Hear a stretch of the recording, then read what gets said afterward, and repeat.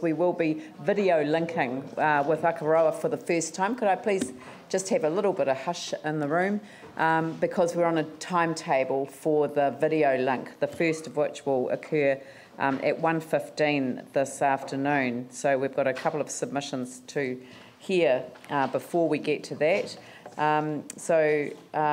What I'm going to do is when we get to that, I will remind you, but it's going to be really important that you identify yourself if you have questions for the video conference, because they won't be able to necessarily see who's asking the question. They'll see the room, they'll see all of the councillors, but they won't necessarily know. So if you could just say, it's Ellie Jones speaking and I've got a question about such and such, that would be extremely helpful. So this is the first time we've ever used this technology as a council, so we're in for another breakthrough in terms of remote connection with our communities. So if we could start today with Anthony Rimell. Nice to see you.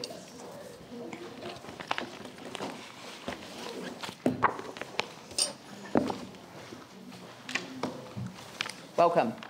Thank you. Nice to see you as well.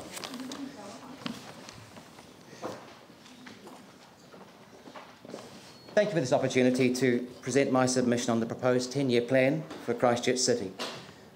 My submission has 3 basic points. The first one is a point of principle. In my view, the current City Council is in effect the trustees and guardians of the city's assets and vision. As a city for a number of decades, we have held to the view that the council has a place in owning assets that will benefit the city as a whole and generate ongoing revenues. In our recent elections, we selected a mayor whom we believe best represents that vision. So I guess it came as a surprise to me to see a plan that envisaged selling up to 50% of so many of our strategic assets in order to pay for a range of assets that I would suggest are of questionable value, certainly in terms of their ability to produce ongoing revenues for the city itself. To be frank, it's my view that if we as a city wanted to see asset sales, we would have elected a mayor and a full council to represent that approach. We did not. Therefore, I argue that in order to proceed with the asset sales approach, there should be more than simply a consultation exercise, which again, to be frank, could be ignored at the end. Instead, I believe that if the council is insistent on this course, which again I would argue is so out of kilter with the decades-long vision of our city, there needs to be a formal referendum held. Only by going down that path can you claim a genuine mandate to take this radically new and to date, I believe, unsupported direction. I'd argue that failure to do this takes away any and all moral right for the path you're taking. Secondly, the 10-year plan argues for asset sales as part of a requirement with the government to keep balanced budgets each and every year. While the notion of balanced budgets is laudable, we appear to be bowing to an ideological obsession that does not take account of our unique challenges. To give an analogy, were a person to have a major health crisis that required significant costs, it would be unreasonable of anyone to expect that in every year they would have a balanced budget. They would have times of periods of major cost overruns in order to return to health. I'd argue that is the situation that we are facing. The Council should challenge the government on this point and do so with the utmost vigour. I have heard it argued that the government might seek to force the city's hand if we fail to balance the books every year. To which I'd argue, so what? I would see that as a neoliberal agenda to force the City Council to act in ways that I don't believe the people want it to do. If the government is going to interfere in some way, and we're going to kowtow to that rather than challenge it, then why would we have the elected representation that we have?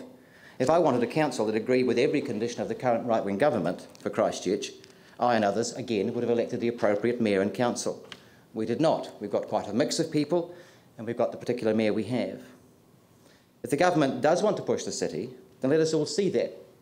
And of course, if there is no pressure from the government, if they're willing to allow us to run things as we should, then I, for one, see no problem, again, with a short-term period of unbalanced books in order to achieve what is necessary to get our city back on its feet. Finally, an alternative plan has been put that suggests we eliminate or at least defer some of the legacy projects. If we are required to demonstrate budgetary wisdom, this surely makes the most sense, eliminating or deferring some of those projects. I'm unconvinced the council, for example, should be funding the proposed convention centre and a new stadium. We're not. Or being involved in those things. I see the former as primarily a commercial venture and the latter as a status symbol. To me, we should be looking at the costs that we're putting into those processes and minimise or eliminate them entirely. Looking at some of the projects, I guess my argument would be it's in the same vein of a family with reduced income buying a brand new BMW to claim that they're still doing well. We would not encourage such behaviour in families we know. We should not be taking such a reckless financial gamble at this time. Let us get back on our feet. The BMW can come later. Thank you for listening to my submission. If we took the convention centre off the plan, how much money would we save as a council? I guess those are the sorts of questions I would like to have fully answered. Okay, the answer to that is zero. Right. Because it's not on our budget. It is on the government's budget.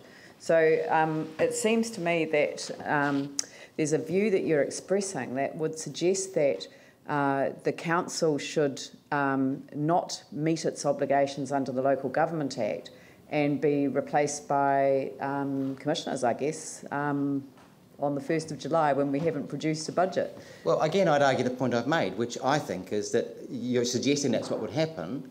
No, that's what the law allows. The law allows the government to intervene when the council isn't capable of delivering its obligations under legislation. It allows I guess it to that's what I'm intervene. putting. Yeah, it allows it to intervene. It doesn't require it to intervene. But we have a legal obligation to deliver a budget by the 30th of June. Mm-hmm.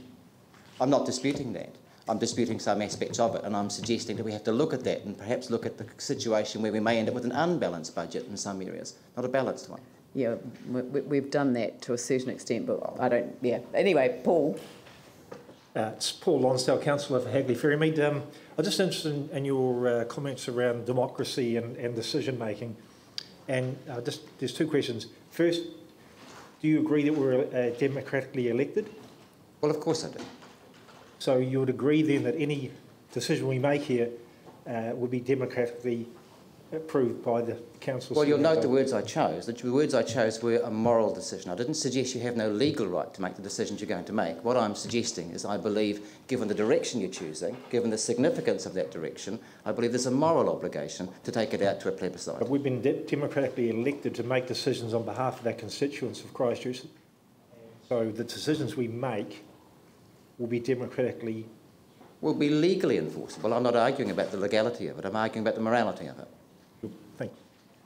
I think, yeah, I'm sorry, but it's the end of the time that we have allocated, but always good to hear from you. And you as well. Yeah. Thank you. Cheers, thank you. Margaret Jeff.